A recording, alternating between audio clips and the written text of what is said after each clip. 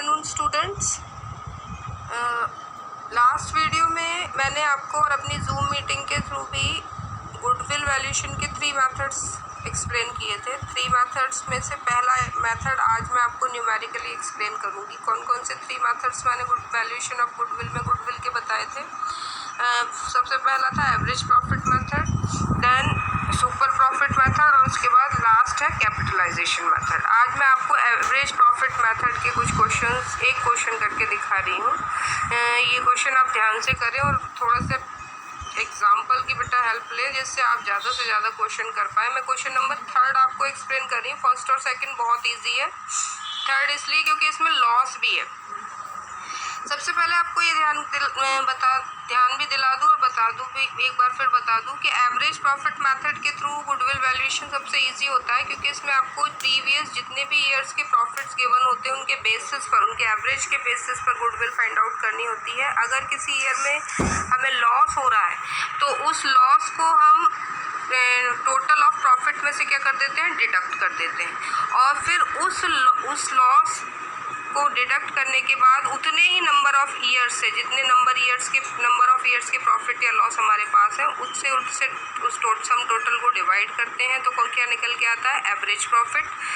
और फिर उस एवरेज प्रॉफिट को नंबर ऑफ ईयर्स से मल्टीप्लाई करने पर गुडविल की वैल्यू फाइंड आउट होती है। अब क्वेश्चन ये होना चाहिए कि नंबर ऑफ ईयर्स परचेज होते क्या हैं। तो आप क्वेश्चन अगर देखेंगे तो आपके क्वेश्चन में number of year purchase given होंगे और वो होते क्या है उसका मीनिंग मैं बता देती हूँ कि जब हम गुडविल का वैल्यूएशन कर रहे हैं तो नंबर ऑफ ईयर परचेज का मतलब होता है कि आगे आने वाले कितने ईयर्स तक विदाउट एनी एक्स्ट्रा एफर्ट हम इस गुडविल जिसका हम वैल्यूएशन कर रहे हैं इसके बेसिस पर आगे आने वाले कितने ईयर्स तक हम उतना ही एवरेज प्रॉफिट अर्न कर सकते हैं जितना कि हम अब तक एवरेजन करते आए हैं।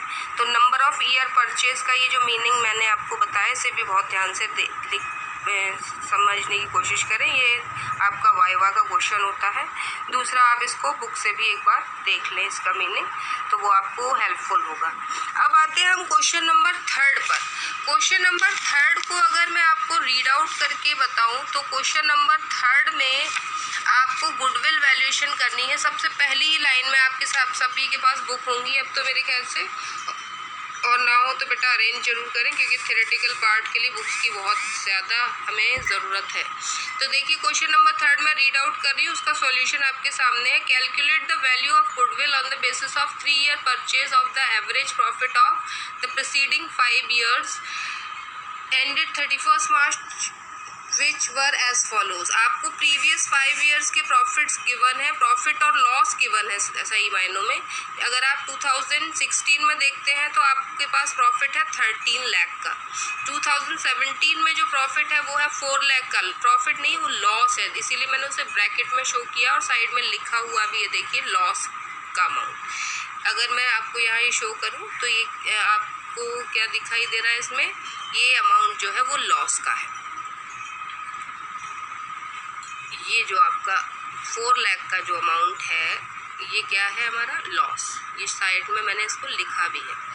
अब ये जो लॉस है ये हमारे बिजनेस का जो लॉस है वो भी प्रीवियस ईयर्स में ही हुआ है। 2018 में हमें प्रॉफिट हुआ 18 लाख का, 19 में हमें प्रॉफिट हुआ 15 लाख का और 20 में हमें प्रॉफिट हुआ 8 लाख। आप क्या करेंगे, एवरेज प्रॉफिट मेथड से गुडविल फाइंड आउट करने के लिए आप सभी प्रॉफिट्स को ऐड कर लेंगे और उन सभी प्रॉफिट्स के सम टोटल में से लॉस को माइनस कर देंगे। देखिए मैंने इसमें यहाँ लिखा भी है, average profit is equals to, हालांकि ये फॉर्मूला मैंने बाद में लिख दिया, आप पहले लिख लें। एवरेज प्रॉफिट निकालने का फॉर्मूला क्या होता है, total profit minus loss upon number of years. यानी अगर टोटल सिर्फ प्रॉफिट ही प्रॉफिट है तो हम उनको सभी प्रॉफिट्स को ऐड करके नंबर ऑफ ईयर्स से डिवाइड कर देंगे। फर्स्ट और सेकंड क्वेश्चन में आपको ऐसे ही करना है, लेकिन इस क्वेश्चन में लॉस भी है तो हम फॉर्मूले को उसी के अकॉर्डिंग चेंज कर देंगे। एवरेज प्रॉफिट फाइंड आउट करने के लिए क्या करेंगे, टोटल प्रॉफिट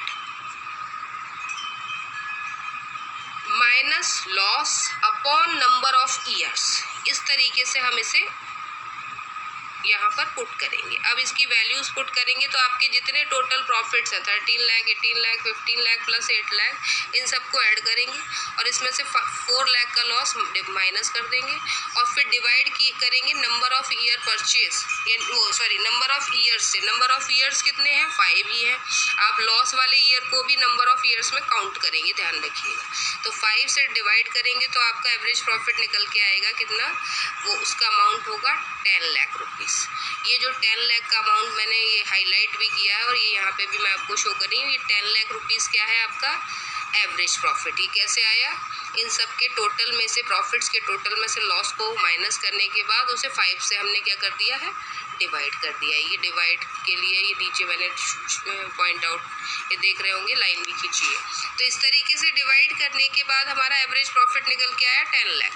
अब इस 10 लाख के एवरेज प्रॉफिट से गुडविल कैसे फाइंड आउट करेंगे? इसके लिए फॉर्मूला है गुडविल इज इक्वल्स टू, हमेशा याद रखिएगा, goodwill is equals to average profit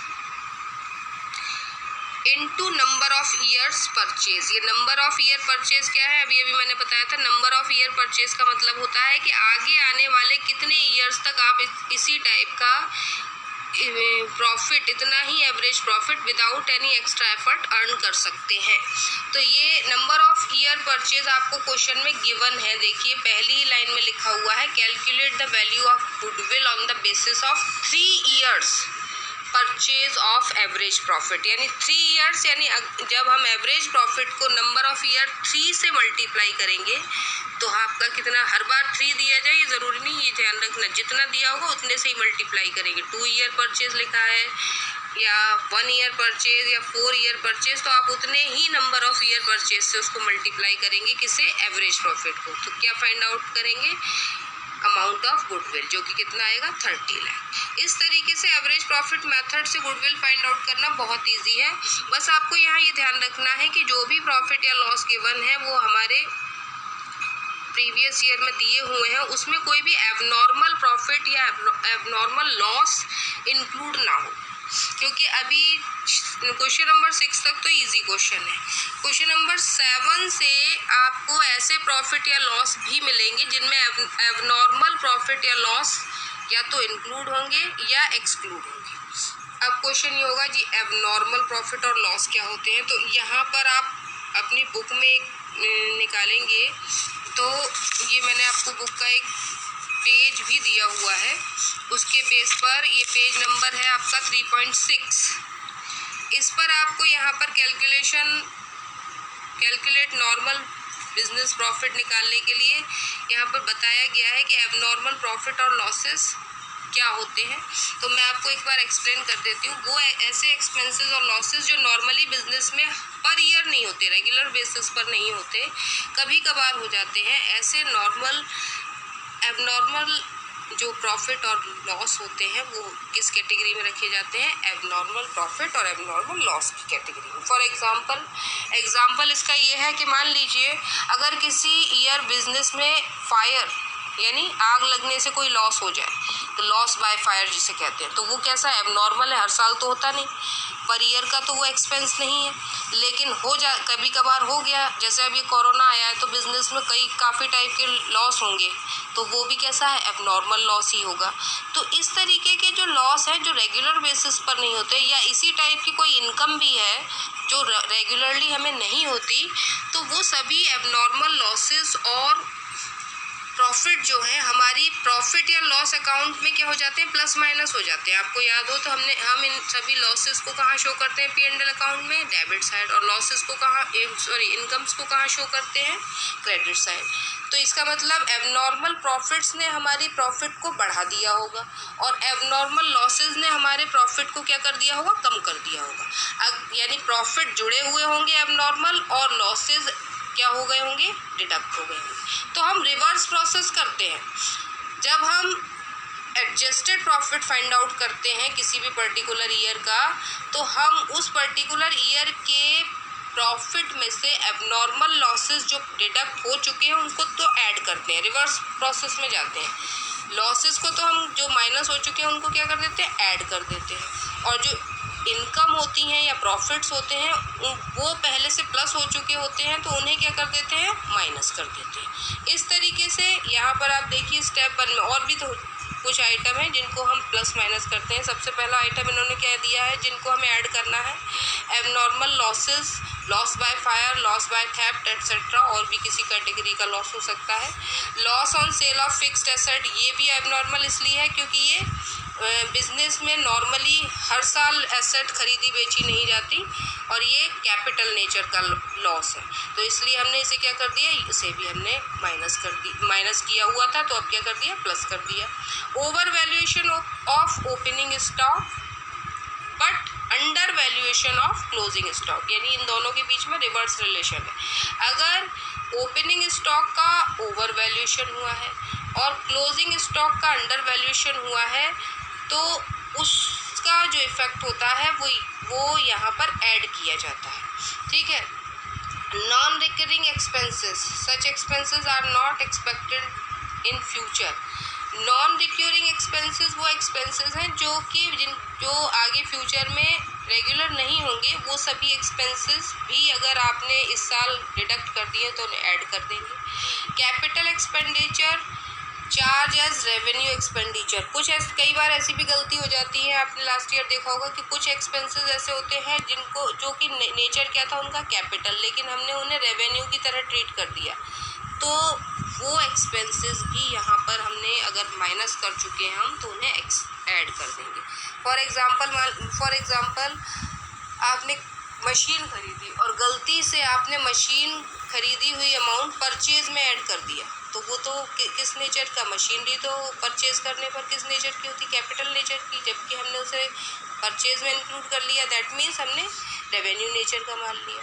तो इस तरीके की जो एबनॉर्मल जितने भी तरीके के इनकम और एक्सपेंसेस हैं, इनकम्स को हम डिडक्ट कर देते हैं। देखिए यहाँ लेस वाले में आ गया है abnormal gains, profit, sale of fixed assets. इसी तरीके से over valuation of closing stock, ये इसका जस्ट रिवर्स है। जब हमने over valuation of opening stock को और under valuation of closing stock को यहाँ ऐड किया था, तो यहाँ रिवर्स हो जाएगा। Over valuation of closing stock और under valuation of opening stock को हम क्या कर रहे हैं, डिडक्ट कर रहे हैं। नॉन रिक्योरिंग इनकम्स, यहाँ जितनी इनकम है, स्टॉक में ज़रा ध्यान से देख लीजिएगा कि कौन सा प्लस करना है और कौन सा माइनस, और बाकी जो माइनस होंगी वो सारी इनकम होंगी, वो किस कैटेगरी की होंगी, सारी एबनॉर्मल कैटेगरी की या नॉन रिक्योरिंग कैटेगरी की, या फिर जिनका बिजनेस से रिलेशन नहीं होगा। अब इसी के बाद एक और चीज़ इनकम साइड दे रखी है, partners remuneration if it is not deducted. अगर पार्टनर का रेम्यूनरेशन डिडक्ट नहीं हुआ, यानी अगर पार्टनर को फर्म सैलरी दे रही है और वो पार्टनर की इनकम है, या पार्टनर को कमीशन दे रही है और वो डिडक्ट नहीं हुई है आपके इसमें बिजनेस के प्रॉफिट में से, तो आपको उसे क्या करना है, माइनस करना है। Any future expenses like insurance premium, अगर हमने इंश्योरेंस प्रीमियम को फ्यूचर से रिलेटेड होने की वजह से डिडक्ट नहीं किया, तो यहाँ पर उसे हम क्या कर देंगे, माइनस कर देंगे। ये दोनों इनकम वाली कैटेगरी में नहीं है, ये अलग, ये दोनों ही आइटम अलग है।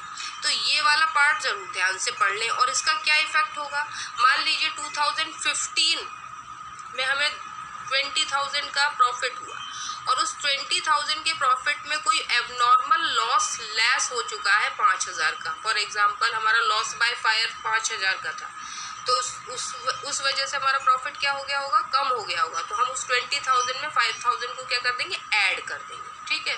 और मान लीजिए कोई एबनॉर्मल इनकम हुई थी, यानी सेल ऑन फिक्स्ड एसेट से हमें कोई प्रॉफिट हुआ था मान लीजिए, तो वो जो प्रॉफिट था वो कितना था, 10,000 फॉर एग्जांपल। तो हम 5,000 को तो क्या करेंगे, प्लस करेंगे, और 10,000 को क्या कर देंगे, एबनॉर्मल इनकम को क्या कर देंगे, माइनस कर देंगे। तो उस ईयर का हमारा प्रॉफिट कितना हो जाएगा, 20,000 प्लस 5,000 माइनस 10,000, तो वो कितना रह जाएगा, 15,000। तो इस तरीके से उस पर्टिकुलर ईयर से रिलेटेड एबनॉर्मल प्रॉफिट और लॉसेस को ही हम उसमें से प्लस माइनस करेंगे, ये ध्यान रखना है। क्वेश्चन नंबर 7 से इसी टाइप के कुछ क्वेश्चंस होंगे, एग्जाम्पल की हेल्प लेकर आप बहुत इजीली उनको सॉल्व कर पाएंगे, तो उन्हें ज़रूर देखें। और अगर कोई प्रॉब्लम होगी तो आप मुझे मेरे पर्सनल नंबर पर सेंड करें। आज के लिए बस मैं इतना ही बता रही हूँ। आप क्वेश्चन नंबर 1 से लेकर 6 तक बहुत इजीली कर सकते हैं, और अगर आपको ये एबनॉर्मल प्रॉफिट और लॉस वाला पार्ट समझ में आ गया हो तो 7 से लेकर 10 तक भी आप क्वेश्चन इजीली कर पाएंगे। तो एक बार करने की कोशिश करेंगे और कल मुझे बताएंगे कि आपने कितने क्वेश्चंस किए हैं। Thank you and have a nice day.